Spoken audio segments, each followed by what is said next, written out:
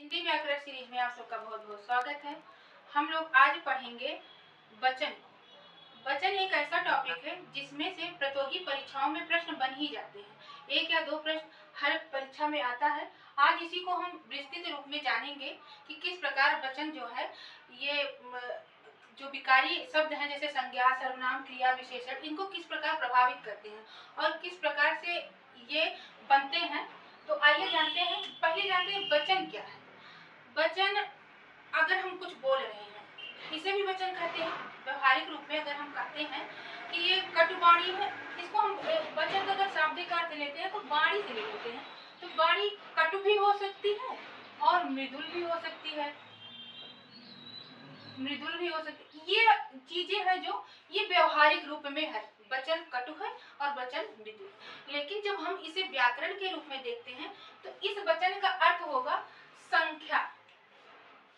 यानी जब संज्ञा और सर्वनाम, संज्ञा कहें या सर्वनाम कहें या संज्ञा, सर्वनाम, क्रिया, विशेषण, किसी भी चीज का क्रिया और विशेषण, ये चारों विशेषण, ये चार टॉपिक ऐसे हैं जो विकारी शब्द कहलाते हैं और इस पर वचन का प्रभाव पड़ता है, लिंग का प्रभाव पड़ता है, कारक का प्रभाव पड़ता है। तो किस प्रकार से पड़ता है यही जानेंगे इस वीडियो में हम लोग आज बहुत अच्छे तरीके से।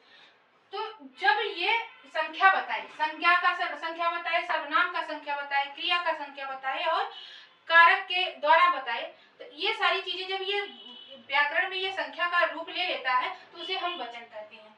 इसकी जो परिभाषा दी गई है, व्याकरणाचार्यों ने जो परिभाषा दी है वो है कि शब्द के जिस रूप से विकारी शब्दों के संख्या का बोध होता है उसे वचन कहते हैं। विकारी शब्दों से अर्थ है संज्ञा, सर्वनाम और क्रिया और विशेषण।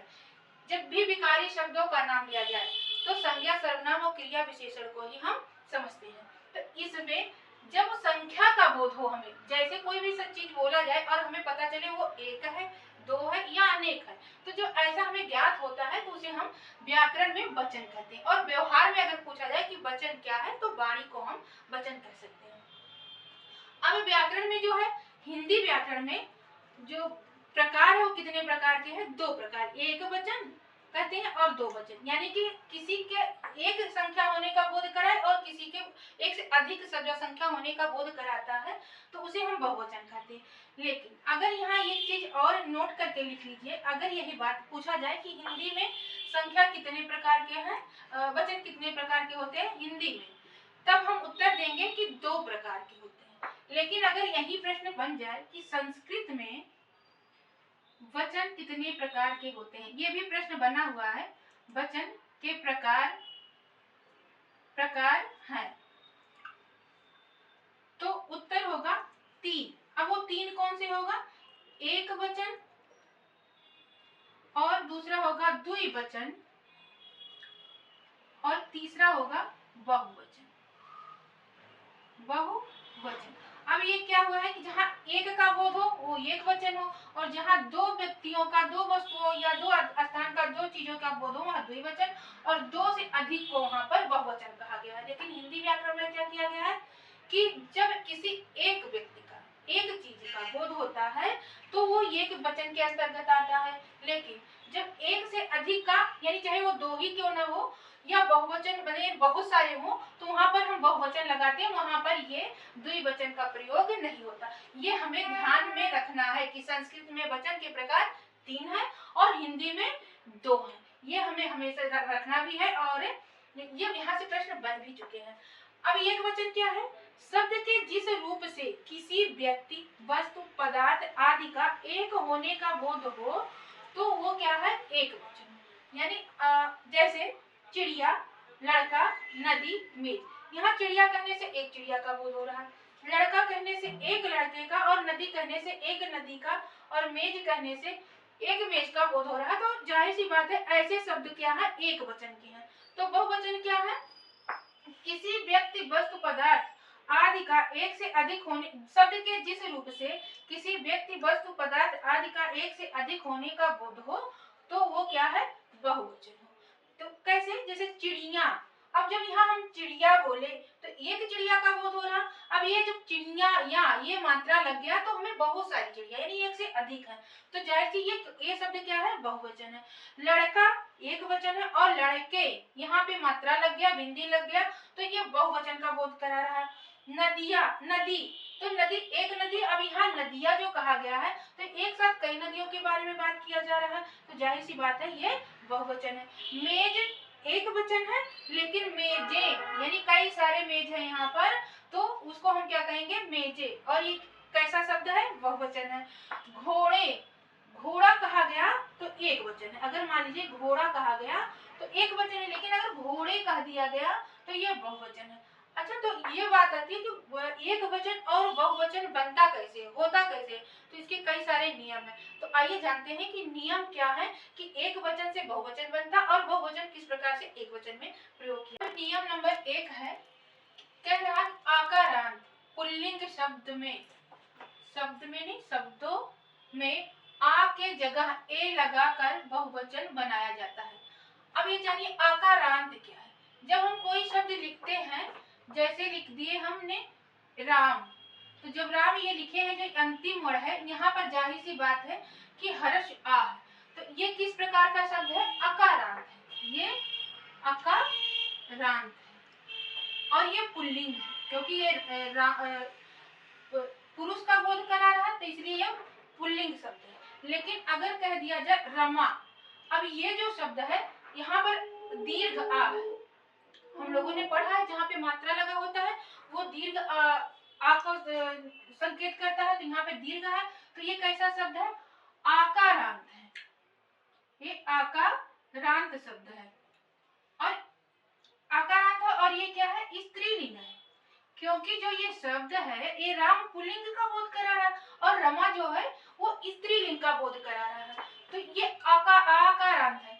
और इसी प्रकार कह दिया गया पंखा, ये पंखा जो है ये पुल्लिंग शब्द है लेकिन ये आकारांत है, आकारांत है। तो ये इसी प्रकार के शब्दों में अगर ए आ की जगह ए लगा दिया जाए तो वो क्या हो जाता है, बहुवचन हो जाता है। कैसे, अब एक वचन क्या क्या है, भाला आकारांत शब्द है क्योंकि इसके अंत में आ है, इसके अंत में दीर्घ आ है। पंखा ये भी एक वचन शब्द है। बेटा, कौवा, लोटा, घोड़ा, जिसके अंत में अगर दीर्घ आ दिख रहा है तो कैसा शब्द है, आकारांत है, यहाँ पर आकारांत होगा। लेकिन मान लीजिए कोई शब्द है कि वहां पर आ नहीं दिख रहा है और उसमें आ लगा हुआ होता है, हम जानते हैं अगर व्यंजन वर्ण है तो आ उसमें ह्रस्व छुपा रहता है क्योंकि इसे उदासीन वर्ण भी कहते हैं, तो उसे हम कहेंगे अकारांत। तो ऐसे शब्दों को ध्यान देना, तो ऐसे शब्द नहीं, जब आकारांत यानी दीर्घ आ लगा हो उसके बाद सब ऐसा पुल्लिंग शब्द है तो उसमें अगर ए लगा दिया जाए, अब ए लगाने को कहेगा तो ए का जो मात्रिक रूप है इस प्रकार का होता है, इसका ए का मात्रिक रूप कैसा है, इस प्रकार है। तो हम क्या करेंगे, भाला को कैसे लिखेंगे, भाले, अब ये बहुवचन हो गया, इसको बहुवचन बनाए। पंखा को क्या लिखेंगे, पंखे, और बेटा को क्या लिखेंगे, बेटे। कौवा, अब कौवा आ दीर्घा लगा हुआ है तो यहाँ पे ए ऐसे लगा देंगे, यहाँ पे कोई मात्रा नहीं लगाएंगे, मात्रा मतलब उसका स्वरूप ही लिख देंगे, उसका मात्रिक रूप नहीं लिखेंगे। लोटा, अब यहाँ क्या लिखेंगे, लोटे, और घोड़ा को लिखेंगे घोड़े। इस प्रकार अब ये जितने शब्द हैं ये सारे क्या है, बहुवचन है। यहाँ से कोई भी प्रश्न अगर बन जाता है इसे एक वचन में परिवर्तित करके बताइए या बहुवचन में बताइए या कौन सा शब्द या बहुवचन है, तो हम इसे इस प्रकार जानेंगे। और इसी प्रकार से अगर और भी शब्द आते हैं और वो पुल्लिंग है तो हम उसमें ए लगाकर उसे शुद्ध रूप में लिख सकते हैं। अब हम जानेंगे नियम नंबर 2। नियम नंबर 2 क्या कह रहा है कि यदि आकारांत स्त्रीलिंग शब्द है तो उसके अंत में आ की जगह ऐ लगाकर बहुवचन बनाया जाता है। अब क्या कह रहा है कि अगर किसी शब्द के अंत में आ है तो उसके जगह पर हम ऐ लगा देंगे।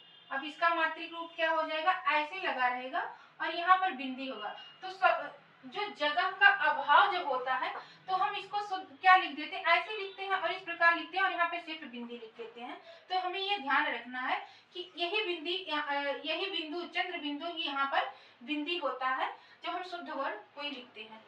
और कह रहा कि अगर स्त्रीलिंग शब्द है और उसके अंत में अकारांत है। अब स्त्रीलिंग कैसे पहचानेंगे, इसको जानने के लिए आप पिछले वीडियो में लिंग को आप पढ़िए, वहां से आपको अच्छे से समझ में आएगा कि लिंग हम किस प्रकार पहचाने, कैसे पहचाने और कैसे जाने। और जब लिंग समझ में आ जाएगा कि ये स्त्रीलिंग है या पुल्लिंग है, तब आप वचन आसानी से समझ पाएंगे। जैसे देखिए चादर, चादर ओढ़ी जाती है, बिछाई जाती है, हम क्रिया में प्रयोग कर लेते हैं, तो इसलिए ये स्त्रीलिंग शब्द है। इसी प्रकार रात, किताब, मेज, सड़क और ये सारे शब्द क्या है, स्त्रीलिंग है।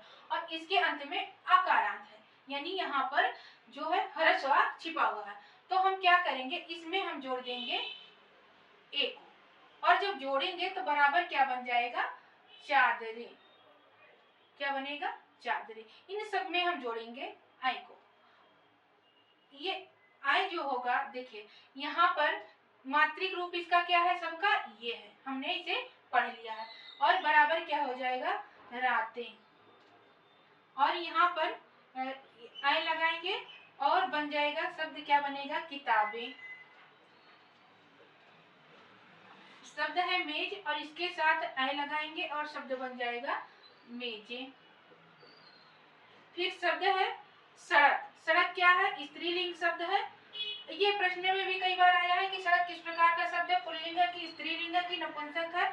तो हम इसे हिंदी व्याकरण में स्त्रीलिंग के अंतर्गत रखेंगे और इसमें ऐ जोड़ेंगे, क्योंकि ये स्त्रीलिंग है, ऐ जोड़े तो ये बहुवचन बनाने के लिए क्या बन जाएगा, सड़के, सड़के। आंख शब्द जो है ये स्त्रीलिंग है, इसमें ऐ लगाएंगे तो बन जाएगा आंखें। अब इस प्रकार से हम स्त्रीलिंग शब्दों में जिसका जो अकारांत है, जिसकी अंतिम वर्ण आस है यानी हर्ष आ है, उनमें ऐ लगाकर उसे हम बहुवचन बना सकते हैं। अब हम जानेंगे तीसरा नियम कि तीसरा नियम क्या कह रहा है, कैसे हम एक वचन से बहुवचन बनाएंगे। तो ये नियम ये कह रहा है कि कोई स्त्रीलिंग शब्द है और उन शब्दों के अंत में या है, तो उसके जगह पर हम या लगा देंगे, यानी चंद्र बिंदु लगा देंगे, लगाकर बहुवचन बनाया जाता है। अब एक वचन कौन कौन सा शब्द है, जैसे बिटिया, इसमें या लगा हुआ है, चिड़िया, इसमें भी या है, लुटिया, बुढ़िया, डिबिया और गुड़िया। ये जितने भी शब्द हैं ये सारे स्त्रीलिंग है, क्योंकि इसको पढ़ने पर सारे स्त्रीलिंग का ही बोध हो रहा है। अब इसमें हम या जोड़ेंगे प्लस या करेंगे और इसका जो मात्रिक रूप क्या है, चंद्र बिंदु है, तो शब्द क्या बन जाएगा, विधिया। विधि, कुछ करना नहीं है, बस यहाँ पर बिंदी लगा देंगे, विधिया।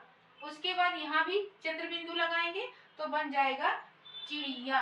ये चिड़िया शब्द जो है ये वाला, ये 2016 का जो पेपर टीजीटी का हुआ था, 2016 में टीजीटी के पेपर में ये प्रश्न आया हुआ है कि चिड़िया का बहुवचन क्या होगा, तो यहाँ पे बिंदी लगा होगा। ये चीज हमें ध्यान रखना, अगर शब्द स्त्रीलिंग है उसके अंत में या लगा हुआ है तो या की जगह हमें या कर देना है। लुटिया, तो लुटिया में चंद्र बिंदु लगेगा और शब्द बन जाएगा लुटिया। शब्द है बुढ़िया, तो बुढ़िया में चंद्र बिंदु जब लगेगा तो शब्द बन जाएगा बुढ़िया। और डिबिया में अगर चंद्र बिंदु हम ऐड करेंगे तो शब्द बन जाएगा डिबिया, डिबिया। इसी प्रकार गुड़िया शब्द स्त्रीलिंग है और इसमें हम या के जगह उसके ऊपर बिंदु लगा देंगे तो शब्द बन जाएगा गुड़िया। यहाँ हमें बहुत इत्मीनान से एक एक चीज को जान लेना है। यहाँ से प्रश्न हर परीक्षा में बनते ही बनते हैं, कभी बहुवचन लेकर और कभी एक वचन लेकर बहुवचन। अब ये कह रहा है कि अगर कोई शब्द इकारांत है यानी ई है और ईकारांत है यानी दीर्घ ई है और वो स्त्रीलिंग शब्द है, संज्ञाओं के अंत में, ऐसे संज्ञाओं के अंत में इया जोड़कर अर्थात ई और ई को इया में बदलकर हम बहुवचन बनाते हैं। और जब ये बदलता है तो ई के जगह जहाँ पर दीर्घ ई होगा वो इया लगने पर हर्ष ई हो जाएगा। क्या कह रहा है यहाँ पे, ये समझिए कि मान लीजिए अगर कोई स्त्रीलिंग शब्द है, कोई शब्द, पहले हम तो हमें ये जानना कि शब्द स्त्रीलिंग है या पुल्लिंग है। अगर स्त्रीलिंग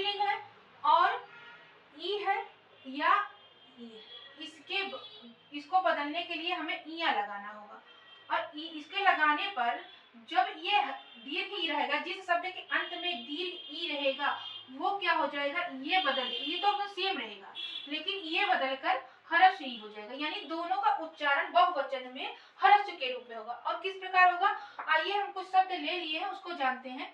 जैसे पहले देखते हैं ई को, यानी हर्ष ई। जब ये ऐसे शब्द आते हैं, हर्ष ई मतलब किसी अंतिम वर्ण पर इकारांत का अर्थ होगा। जैसे अभी हम लोगों ने पढ़ा अकारांत, तो किसी शब्द के अंत में यदि आ है तो अकारांत है, और दीर्घ आ है तो आकारांत है। उसी प्रकार ई है तो इकारांत है, और दीर्घ ई है तो ईकारांत है। तो यहाँ कह रहा है इस दोनों भी प्रकार का अगर शब्द आता है तो उसका किस प्रकार से बहुवचन बनेगा, तो इया लगा के बनेगा। कैसे बनेगा, देखिए यहाँ जाति है, इसमें दीर्घ हर्ष ई है, और इसमें क्या बनाना है हमको, क्या जोड़ेंगे, या जोड़ेंगे। और या जब इसमें हमें जुड़ गया, ये सारी के साथ जुड़ेगा, और जब ये जुड़ेगा तो क्या बन जाएगा, जातियां। जात सेम सारा कुछ तो यही रहेगा, यहाँ पर हमें या जोड़ देना है बस।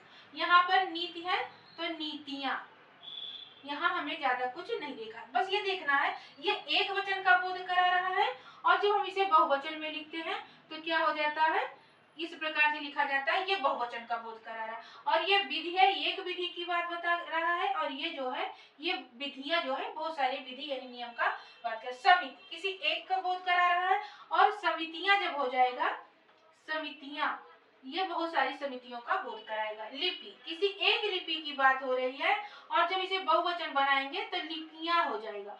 और ये यहाँ से प्रश्न बन ही जाते हैं, तो हमें ये ध्यान रखना कि जिसके मूल शब्द में यानी एक वचन में हर्ष ई है उसमें तो कोई परिवर्तन नहीं होगा, लेकिन अगर किसी शब्द के अंत में यानी एक वचन में दीर्घ ई है तो वहां परिवर्तन होता है, यहाँ हमें ध्यान देना है। अब देखिए शब्द देवी है जो एक वचन का बोध करा रहा, यहाँ पर हमें या लगाएंगे, यहाँ पर क्या जोड़ेंगे, या जोड़ेंगे, और जब या जोड़ेंगे तो ये क्या होगा, परिवर्तित हो जाएगा। जो ये ई है, दीर्घ ई है, ये क्या बन जाएगा, इसके लगने से ये हर्ष ई में बदल जाएगा। ये जब जो दीर्घ ई है ये किसमें हो जाएगा, हर्ष ई बन जाएगा। और शब्द क्या बनेगा, ये देवी बड़ी की मात्रा है तो शब्द बनेगा देवियां। यहाँ पर यही हमें ध्यान देना शुद्ध शब्दों में। अब यहाँ पर जो है दीर्घ ई है, और ये बदलकर हर्ष ई होगा, और शब्द बन जाएगा नारी का नारियां, नारियां। और कहानी का बनेगा कहानियां, कहानियां। कभी कभी क्या होता है जब मूल एक वचन में बड़ी ई की मात्रा रहती है, दीर्घ ई का रहता है, तो बहुवचन बनाते समय हम उसे ध्यान नहीं देते और दीर्घ ई लगा देते और हमारा शब्द गलत हो जाता है। अब ये है नदी, तो इसका जब हम बहुवचन बनाएंगे तो क्या बनेगा, हर्ष ई लगाएंगे नदियां। और पत्ती का जब बहुवचन बनाएंगे तो शब्द बनेगा पत्तियां, पत्तियां। और सखी का बनेगा सखियां। इस प्रकार से जब इकारांत और इकारांत शब्द स्त्रीलिंग होगा तो उसमें या जोड़ने पर ई का इया में बदल जाएगा, और जहां पर दीर्घ ई होगा वो किस में बदल जाएगा, हर्ष में। बस सिंपल सी बात है, और वही हमें ध्यान रखना है इन शब्दों के शब्दों को बनाते समय। अब नियम नंबर 5 क्या कह रहा है, यदि किसी शब्द के अंत में आ है, ऊ है, ऊ है और औ है, इससे अंत हुए शब्दों में ए और ओ लगाकर बहुवचन बनाया जाता है। यानी ये कोई शब्द है एक वचन का है तो उसमें हम ए और ओ लगाकर बहुवचन बना सकते हैं। इसमें एक बात ये मुख्य है, नोट करना है कि यदि ए लगाने के पूर्व ऊ है यानी दीर्घ ऊ है तो ऊ का ऊ हो जाता है, यानी दीर्घ ऊ का हर्ष हो जाता है। जैसे अभी हमने ई का दीर्घ ई का हर्ष ई में परिवर्तन देखा था, ठीक उसी प्रकार है। तो उसमें इया लगने पे हो रहा, यहाँ पर ए और ओ लगने पर होता है, तो जो परिवर्तन होगा वो हर्ष से ऊ में हो जाएगा। बस यही हमको ध्यान में रखना है जब हम शब्द बना रहे होते हैं। उसमें से हम कुछ शब्द ऐसे ले लिए हैं जो प्रश्न में कई बार पूछे भी गए और उसके माध्यम से बहुत सारे शब्द बन भी सकते हैं। जैसे एक शब्द है बहु, वधु, गायिका, लता, गौ, संस्था और धेनु। अब इससे हम शब्द बनाते हैं बहुवचन में। जैसे मान लीजिए वहु शब्द है, और इसमें ए जोड़ेंगे तो इसमें दीर्घ उ है। कहा गया है कि जब बहुवचन बनेगा तो क्या बन जाएगा, बहुए। ये भी सही है। अगर कहेंगे बहुए, बहुओं, तो ये भी सही, दोनों बन सकता है। और इसके बाद जब बधु है तो इसमें शब्द क्या, इसमें भी दीर्घ उ लगा हुआ है तो शब्द बनेगा बधुओं, बधुए।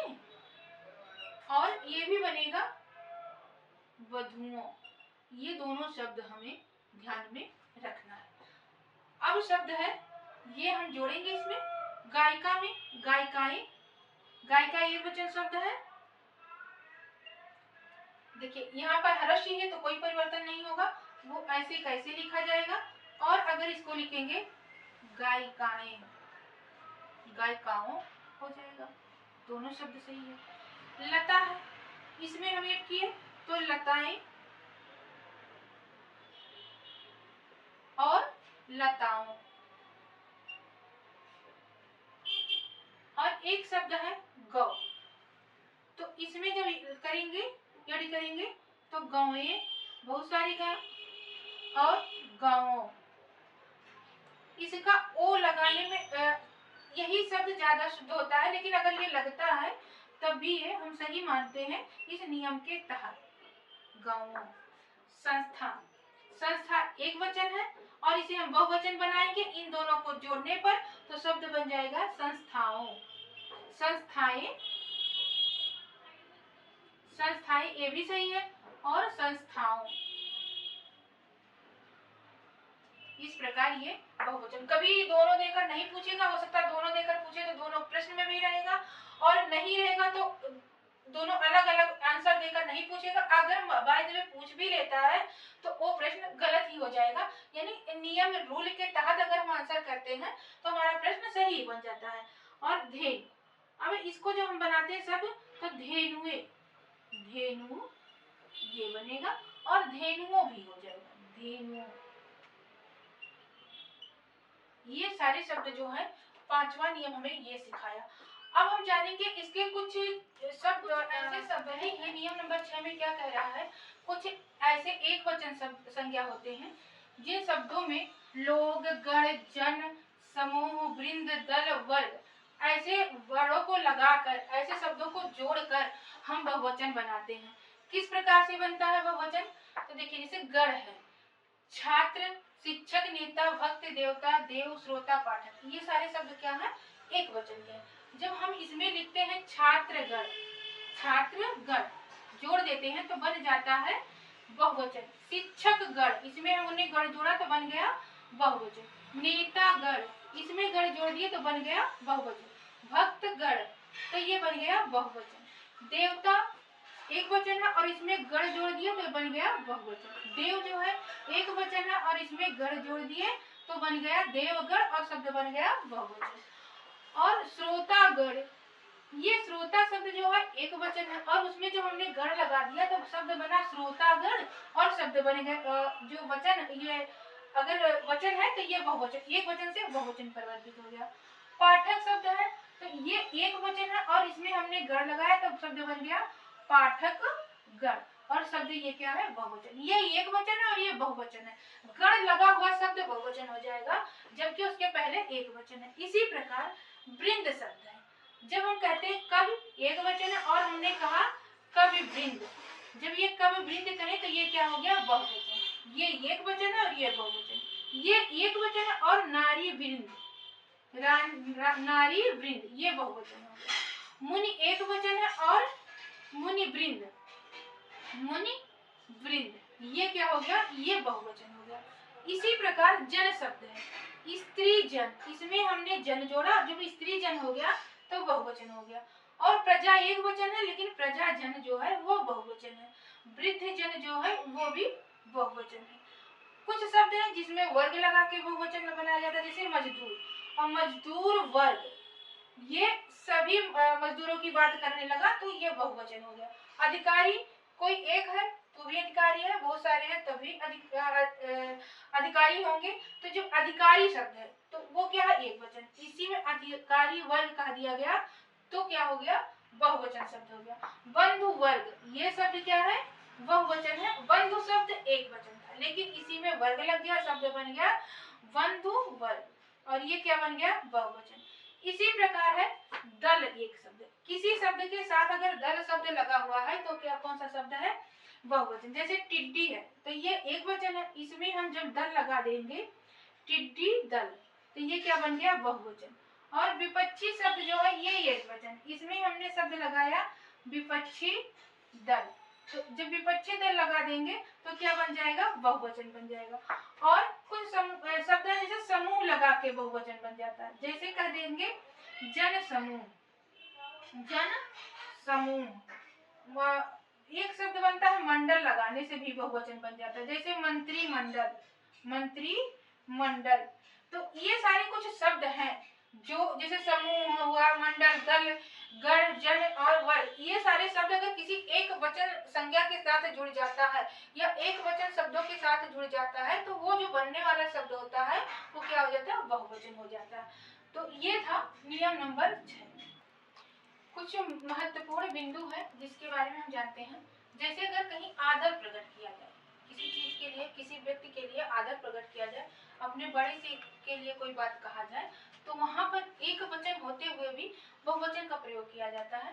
कह रहा है ये कि अगर आदर प्रकट करने के लिए बहुवचन का प्रयोग किया जाता है, कोई भी व्यक्ति या आदर किसी बड़े के लिए ही किया जाएगा और बड़ा व्यक्ति अगर एक है तब भी वहां बहुवचन का प्रयोग करते हैं। जैसे कहेंगे दादाजी आ गए होंगे, वे बहुवचन शब्द है लेकिन हम उनको वहां वह नहीं कहते हैं, दादाजी को वह नहीं कहेंगे, वे बहुत दयालु हैं, दादाजी आ गए होंगे वे बहुत दयालु हैं। आ गए होंगे यहाँ भी बहुवचन है और वे बहुत दयालु हैं, यहाँ भी बहुवचन है। तो इस प्रकार जब हम किसी बड़े के लिए कोई शब्द कहते हैं तो वहां पर हमें सिंगल होते हुए भी, नहीं दादाजी अकेले हैं लेकिन प्रयोग बहुवचन की तरह है, माताजी अकेली होती है लेकिन प्रयोग बहुवचन की तरह होगा, माताजी भूखी होंगी, तो माताजी एक माताजी के लिए बात किया जा रहा है लेकिन आदर प्रकट करने के लिए हमने बहुवचन की तरीके से प्रयोग करते हैं। अब और है जैसे अधिकार जताने के लिए, बड़प्पन बताने के लिए या अभिमान भरी बातें बताने के लिए भी एक वचन होते हुए भी बहुवचन का प्रयोग किया जाता है। जैसे कहा गया मालिक ने नौकर से कहा कि हम मीटिंग में जा रहे हैं, हम मीटिंग में जा रहे हैं, हम अकेले हैं, मैं का प्रयोग ना होकर यहाँ हम का प्रयोग किया गया, तो ये क्या अपने आप को बड़प्पन अधिकार दिखाया जा रहा है कि हम मीटिंग में जा रहे हैं। ऐसा प्रयोग हम करते हैं कब अधिकार जताने के लिए, बड़प्पन जताने के लिए। जैसे कहा जाता है आज देवेंद्र से बात हुई, वे मुझसे बात करके प्रसन्न हुए, देवेंद्र से बात हुई वे मुझसे, मतलब वह एक पर्सन है जो एक व्यक्ति है उससे बात हुई लेकिन वे बहुवचन का प्रयोग हो रहा। तो ये सारी चीजें हमें ध्यान में रखना है। हमने फला कार्य कर लिया, हम एक व्यक्ति है, एक पर्सन है, तो यहाँ मैं का प्रयोग ना करके हम लगाते हैं। जब हम बहुवचन का प्रयोग करते हैं तो जो अभिमान में गर्व में जब कोई चीज बोलते हैं तो वहां पर हम बहुवचन का प्रयोग कर देते हैं। बस हमें ये ध्यान रखना है कि आदर की बात हो, अभिमान की बात हो, बड़प्पन की बात हो या स्वाभिमान की बात हो या अधिकार की बात हो, ये इस सारी जगह एक सिंगल की बात करने के लिए, एक व्यक्ति की बात करने के लिए भी हम बहुवचन का प्रयोग करते हैं। तो ये है महत्वपूर्ण बिंदु में पॉइंट नंबर 1। अब दूसरा बिंदु है जैसे द्रव्यवाचक संज्ञा, जितने भी द्रव्यवाचक संज्ञा है उनका केवल एक वचन में प्रयोग होता है। जितने भी द्रव्यवाचक संज्ञाएं होंगी यानी द्रव्यवाचक चीजें जितनी होंगी वो कहाँ प्रयोग होगा, एक वचन होगा। जैसे घी, तेल, पानी, दूध, दही, लस्सी, चाय आदि। अब देखिए प्रश्न देकर पूछ लेगा कि किसमें, तीन इसमें से दे दिया और एक किसी अलग से देकर पूछ लेगा कौन सा इसमें बहुवचन है, या पूछ लेगा दही एक वचन है या बहुवचन है। तो हमें याद है कि जितने भी द्रव्यवाचक संज्ञा होगा वो क्या होगा, एक वचन होगा। इसके लिए क्या है, एक चीज हमें ध्यान रखना है कि जिन चीजों को हम गिन नहीं सकते, जो तोला जाता है, मापा जाता है, वो एक वचन में आएगा, वो कभी बहुवचन नहीं होगा, ये हमें यहाँ ध्यान रखना है। धातुओं का प्रयोग एक वचन में होता है। अब धातु क्या है, जैसे कहते हैं सोना, चांदी, पीतल, तांबा, जस्ता, एल्युमिनियम आदि, ये सारी चीजें क्या है, एक एक करके हम नहीं गिन सकते, यानी कि एक वचन से बहुवचन में जब हम गणना करते हैं कि एक से अधिक हो गए तभी बताते हैं। तो यहाँ जो सोना चांदी या दूध दही पनीर लस्सी जो कुछ भी है उनको हम तौल कर बताते हैं कि इतना हुआ, हम गणना नहीं कर सकते, यानी गणनीय नहीं होगा। तो जितने भी चीजें, जितनी भी वस्तुएं अगणनीय होगा, यानी गणना नहीं कर सकते, वे सारे क्या होंगे, एक वचन के अंतर्गत आएंगे। इसे हमें ध्यान में रखना होगा कि ये सारे शब्द जितने हैं ये एक वचन के हैं। कुछ ऐसे शब्द होते हैं जो नित्य एक वचन में प्रयोग होते हैं और नित्य बहुवचन में प्रयोग होते हैं। नित्य का अर्थ है हमेशा, यानी वो बदलेगा नहीं, हर हाल में वो उसी तरीके का रहेगा, यानी जो शब्द एक वचन का है वो एक वचन में रहेगा और जो बहुवचन का है वो बहुवचन में रहेगा। वो शब्द आते ही हमें वहाँ एक वचन में या बहुवचन में प्रयोग कर लेना है। इन सारे शब्दों को हमें याद करना पड़ेगा, देखना पड़ेगा कि कौन कौन से शब्द हैं। जैसे बात है जनता, आकाश, जल, वर्षा, चर्चा, मजा, भीड़, आटा, व्यथा, ये सारे शब्द क्या है, एक वचन के हैं। वृंद, गण, वर्ग, हर, ये सारे शब्द हैं, अगर किसी के साथ जुड़ जाते, किसी एक वचन शब्द के साथ जुड़ जाते हैं तो वो जो नया शब्द बनता है वो बहुवचन हो जाता है। लेकिन ये अपने आप में एक वचन का शब्द है, इसे हमें याद रखना है। गण शब्द भी एक वचन का है, वर्ग भी एक वचन का है। हर, प्रेम, क्षमा, काया, सामग्री, सहायता और प्रजा, तो ये जितने भी शब्द हैं ये एक वचन के हैं। देखिए याद करना है तो थोड़ा सा हमें ऐसे ट्रिक बनाना है, याद भी करना पड़ेगा इसको। याद करने से मतलब है कि रट लेना है इसे।